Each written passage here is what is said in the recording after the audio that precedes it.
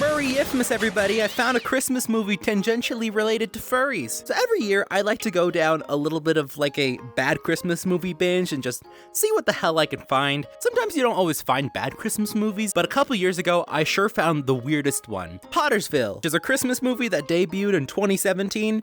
I forget on which network, or if it was on theaters, or if it was like a home media release. Who gives a shit? This is a very strange movie, and I kind of don't want to introduce it at all because I just think it'll make the experience so much better. But before we officially begin, yes, I found a complete VRChat recreation of the house featured in the Home Alone movie. This place is fucking awesome. Hold on, we're gonna go on a little adventure before we start the main video. This is where Kevin watches the movie where like somebody fucking dies. I know I'm not in focus, but I shouldn't be in the main focus right now. Over here, we see the kitchen where he gets one slice of pizza. That's kind of all that happens in Home Alone, doesn't it? Before shit starts getting good. Back to the Future poster. Oh, this is like the older brother's room. The older brother that's like a piece of shit. I didn't notice until I saw the, that.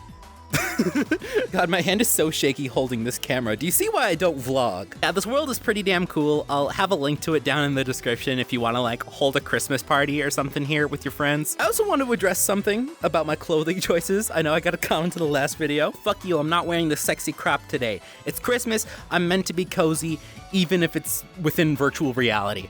Subscribe, go to all my social media links, like the video, yada yada yada. You know the drill, let's get started. So we open on our main character Maynard, who runs a general store in the small, quaint town of Pottersville. The movie spends the next 5 minutes setting up that Maynard is just like the best person in the world, such a good guy, what a nice guy. He proceeds to shovel the entire block that his store is located on, and he excuses a woman's tab. Maynard, I know our tab is pretty high, but is there any way that we could... Oh, yeah, of course. I'm sorry, it's just as soon as Bill finds a job. Oh, it's not a problem. I'll just write it down. You sure? Yeah. It's just with the darn mill closing and it being the holidays and all. I understand it's tough on everybody. And just to drive this point into your heads a little bit more, we pull out Judy Greer to affirm Maynard's goodness. You're a good man, May. When I was rewatching this movie for the video, I was kind of shocked because I recently rewatched Arrested Development, and if you don't know, Judy Greer also appears in that, but as like a completely different character. In Pottersville, she's like the level-headed love interest that is very concerned with, you know, the plot of the movie. And then in Arrested Development, she's doing shit like this. Up here, Michael. Up here. Oh, yes, there absolutely will be a margarita in my mouth. Spring break! Woo! I just came by so that you could say goodbye to these. Oh, no. The last time you're going to be seeing these for a while. Can we please have one conversation that's not about my rack, Michael? Anyway, her character's name in the movie is Parker. I have a really bad habit of referring to characters by like the actor name. I'm gonna try to avoid that through this video, but just know I might say Judy Greer and Parker interchangeably. So as Parker is telling Maynard about what a good man he is, all of a sudden we see Bart, the local alcoholic hunter, walk into the store to sell Maynard some elk steaks. Bart, clearly a little buzzed off of the moonshine that he makes, gives a little monologue about how if the moonshine doesn't make him crazy, the world sure will. You still making that stuff? You know, moonshine will drive you crazy. The way I look at it, we live on this tiny little rock that's flying through the blackness of space at about, 60,000 miles an hour, and there's only one damn way to get off it. If that thought don't make you crazy, I don't know what the hell will. I guess you're right. As you'll see, the cast is absolutely fucking stacked with famous people, and it's very funny because, you know, I'm making a movie about a furry Christmas movie, and Bart is played by Ian McShane, who voices Tai Lung in the Kung Fu Panda movies. So if that's not some weird, omnipotent, high-level foreshadowing, I don't know what is. So Maynard takes Bart's advice to heart and decides he's gonna go home early to live a little and surprise his wife with a nice elk steak dinner. He asks Parker to close up shop, and he goes home, opens his door, and all of a sudden hears barking coming from upstairs. No way. Did she get a puppy? But unfortunately, no, it is not a puppy. Instead, he opens his bedroom door to see his wife cheating on him with Ron Perlman in a goddamn Amazon fursuit. I still can't get over the fact that Ron Perlman agreed to play a furry in this weird-ass movie. Ron Perlman plays Jack, the sheriff of Pottersville. This really is an ACAB moment. So Maynard, obviously confused by this, starts asking what the hell is going on. Jack essentially explains that there's a furry cult in the county that they're in that has about 32 members. Club?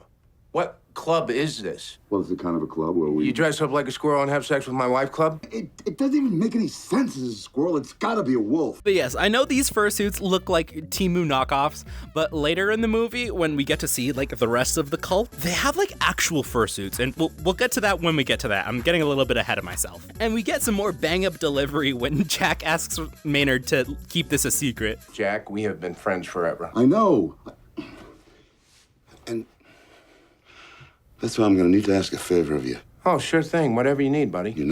I just love how deadpan he delivered that. That was incredible. And being caught in the act, Maynard's wife starts a temper tantrum, like a toddler. With his childlike wonder about getting a puppy at home, and her acting like a goddamn 2-year-old, they might be perfect for each other. We don't do anything. We don't go anywhere. I need some excitement in my life. So Maynard takes the other half of Bart's advice, gets really fucking drunk off of the moonshine, and heads back to the general store. And so yeah, Parker didn't even get the chance to close up yet. I was about to be like, hey, that's a plot hole. It's really late at night. Why are they still open?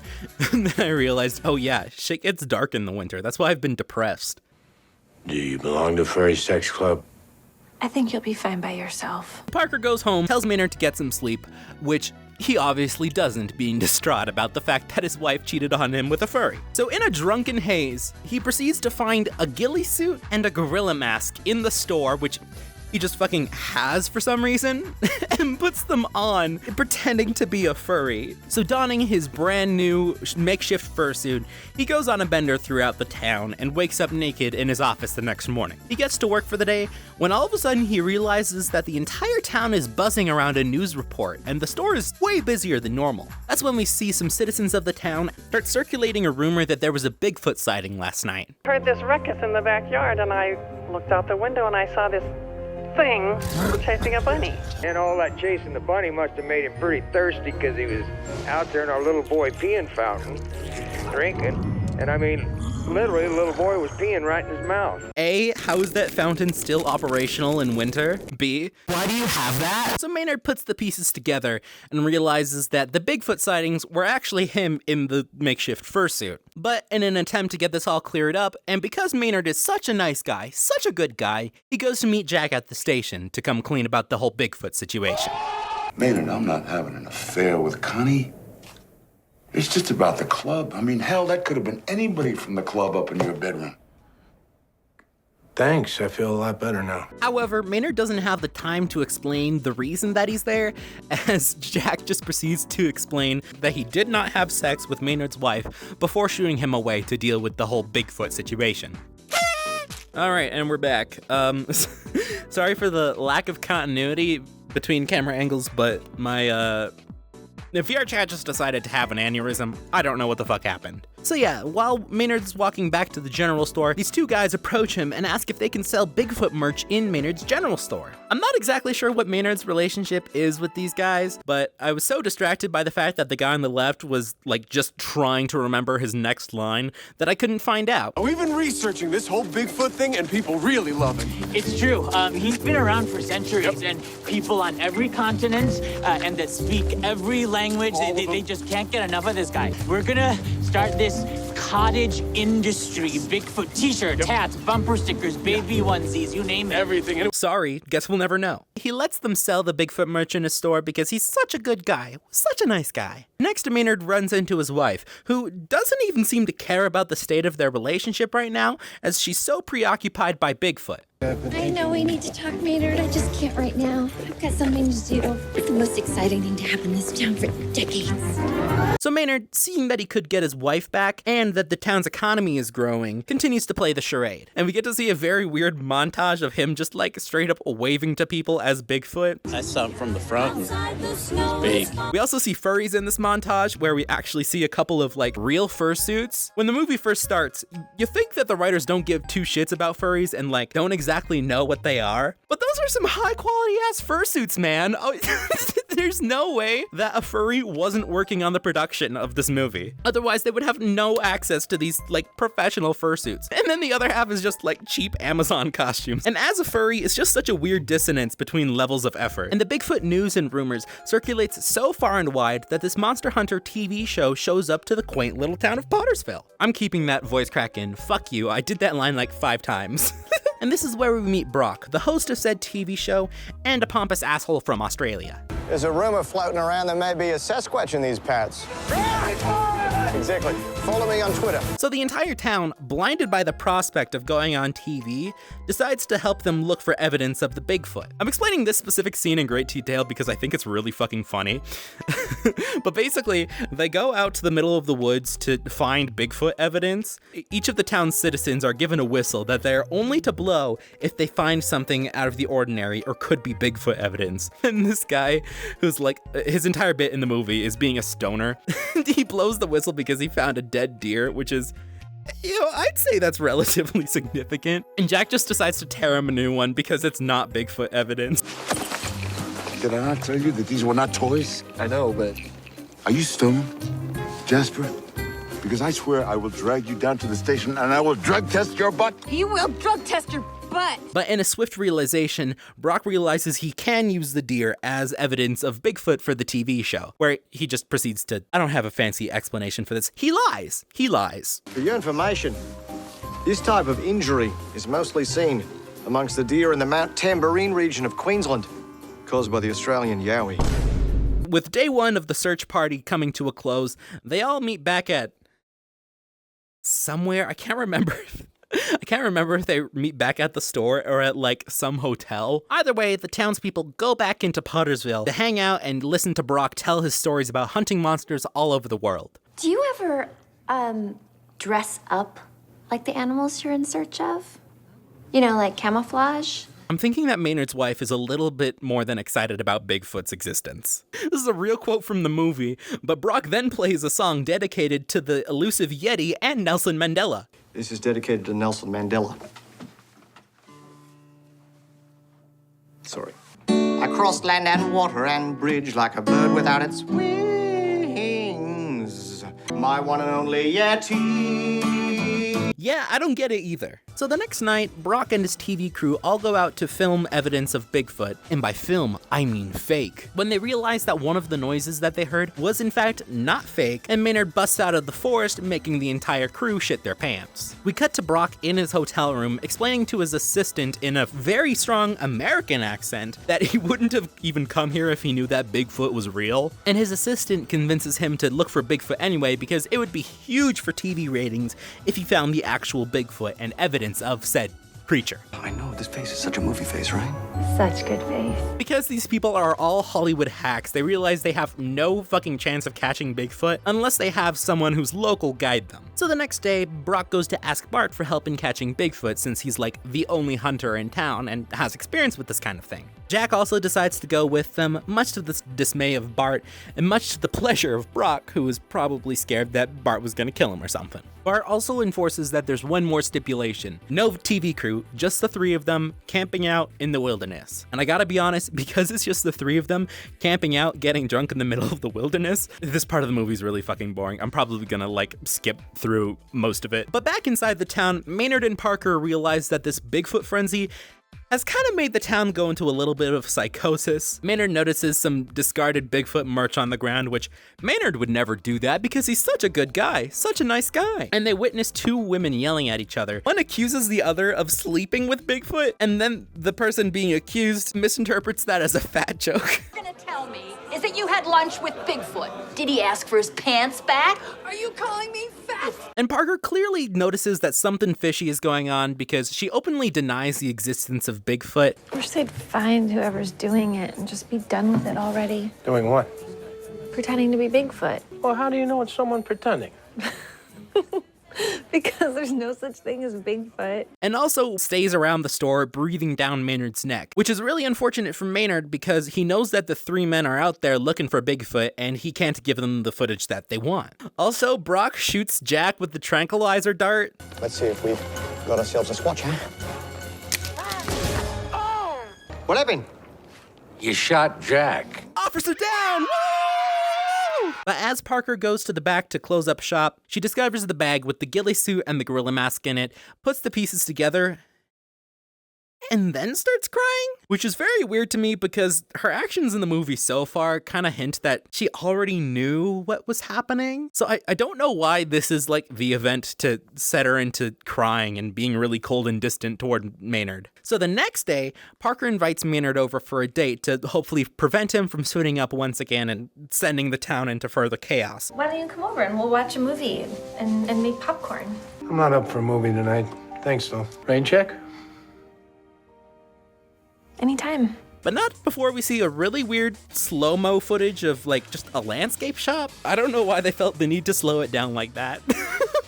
Parker types up a letter about how she's feeling about this whole situation for Maynard to discover later on not a computer, but a typewriter. I was thinking, why the fuck is she typing this on a typewriter and not like an empty Word document? And then I remembered, oh yeah, this is a whimsical Christmas movie. Did you guys remember that this was a Christmas movie? Because I sure fucking didn't. He goes to the back to grab it and finds the letter that Parker typed out and gives a reaction that I'm not quite able to read.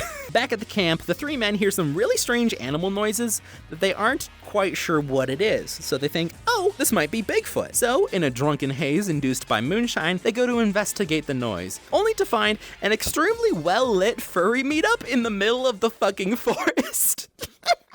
And naturally, everybody except Jackie's extremely confused. I just want to linger on the scene a little bit and again, just point out the differences in quality in fursuit. Like there's this blue one, and I swear to God, that is absolutely the same maker that, if you guys remember Odin Wolf, that's definitely the maker of the fursuit that he used to have. I tried Googling some makers, I couldn't really find anything because Google is really not helpful anymore. But yeah, we see that one. We see another fursuit, this one, that's just like such an intricate fur pattern, and also the fursuiter is constantly like posing up in every single scene that he's in. Which is just so fucking funny to me. So I'm not sure if they got furries to play extras in this movie with a concept that like literally gets jump-started by furries, but it's gotta be a mix of both. I guess they couldn't find enough fursuiters like within the immediate area because the other half of the fursuits just clearly look like mascot costumes that they ordered off of Amazon or something. Rock starts getting rubbed up on by several of the furries, including Maynard's wife. What a terrible woman. Such a bitch. And Brock discovers that he likes it. Yes, I want to be your fuzzy little jelly. Bart is still trying to get his head around like what the fuck is going on, and in a sudden moment of self-realization, Jack exclaims proudly, A furry is a person. They're people who just happen to like to dress up in furry clothes and rub up against each other. And I'll tell you something else, Bart. I'm a furry, okay? And I'm damn proud of it. So naturally, as one does when they're surrounded by a bunch of well-lit furries in the middle of the woods, Bart shoots a gun. And he tells everybody to like, go the fuck home and stop being so weird. Up to 10. Hey, 1. if you want to come to the next meeting, just let me know. I will. So finally, Maynard shows up to the camp and gives them what they want. Just some like noises and light fucking around. If Maynard really wanted to go the extra mile and sell the Bigfoot thing, he should have like torn off one of their limbs or something. But they do this little dance of evading each other back and forth through the forest when Bart finally manages to shoot him with a tranquilizer and not the real gun that he used to scare away a bunch of furries. So now, with Maynard's body in tow, they somehow don't realize that it's a gorilla mask or a ghillie suit while they bring him to the town square, where everybody is already waiting, including a couple of furries. When Parker, who's obviously concerned by the fact that Maynard got shot by a tranquilizer gun, spills the beans and reveals what's been going on the entire time. Everybody gets super pissed. Brock says he's gonna sue the already financially struggling town, and everybody just like fucking hates Maynard's guts. And as Maynard is coming to, his fucking wife comes up to him and says that she wants a divorce. Bitch, you were literally at the furry orgy in the middle of the woods. Why didn't you do it in the first place? This is clearly something that you prefer. This is a Christmas movie. Like, I keep fucking forgetting that this is a Christmas movie because the plot is just so fucking wild. But yes, because this is a Christmas movie, we do have a very heartwarming scene where Parker gathers the townspeople and all the patrons of the general store and convinces them to put down their pitchforks and realize that Maynard has been, like, very nice to them their entire lives. How much Bigfoot merchandise did you sell out of his store? Did you ever offer him anything? Did he ever ask for anything in return? He's given everything to Pottersville. Eventually revealing the fact that every time somebody wanted to start a tab at the store, Maynard never wrote it down, just to give them an extra little helping hand. Which, I gotta be honest, that was like a really sweet moment. I really like this moment in the movie. And they realized that Maynard did help the town in his own weird, bizarre way by giving them some hope, something to believe in, especially with the town struggling economically recently. So Parker brings everybody to the store where they start paying their tabs to repay Maynard for his kindness. And there's a quote that actually, like, surprisingly, really emotionally resonated with me from this stupid fucking movie. Magical sense of, Bigfoot, you know, this sense that something else was out there. It really brought the town together. I mean, I hadn't seen this town so alive in a long time. Let's just say that hope isn't always the most realistic thing, but it tends to make the world a better place. And I think that's, like, especially relevant given recent events. And then, weirdly enough, Maynard's wife comes back in to try to flirt with Maynard and, like, spark their relationship again. Like, bitch, you have had the entire movie to change your life around and start contributing to the relationship in a meaningful way. Maynard turns her down and instead goes on a date with Parker. This is part of the movie that I think was done really well. I really love the fact that they didn't, like, hone in on Maynard and Parker being like a, oh, will they, won't they type of situation, because I've seen that played out in so many Christmas movies. And they just said, you know what, all the relationship bullshit is gonna take a back seat. This is a movie about Bigfoot and furries, and that is what I absolutely love about this movie. And in a bit of an epilogue, they proceed to sell the rights to the story to, like, in my notes I wrote down, they sell the rights to the story to the president. And in order to financially stimulate the town even further, they decide to open the old sawmill into a Bigfoot museum. And in a really weird scene of retribution, Brock gets fired and then choked out. And in the final scene, we see Maynard and Parker share a kiss before it's interrupted by a furry howling. And yeah, that's the fucking movie. That is probably the strangest Christmas movie I've ever seen in my life. But I gotta be honest, I really love it. It doesn't take itself too seriously. It's just like a really weird, fun, good time. Making this video was really nice because it is absolutely a change of pace from me complaining about things I hate. But yeah, I hope you liked this as much as I did. Actually, if you have the information, I would really love it if somebody commented, like, makers of the fursuits in the video, and then I could add their social media links to the description of this video, and I think that would be really fucking cool. If you have any information about the makers of any of the fursuits displayed in this movie, please tell me in the comments. I would absolutely love it. That's my Christmas wish. Thank you so much for watching. Merry Christmas or whatever else you celebrate, and I'll see you next time. Mwah.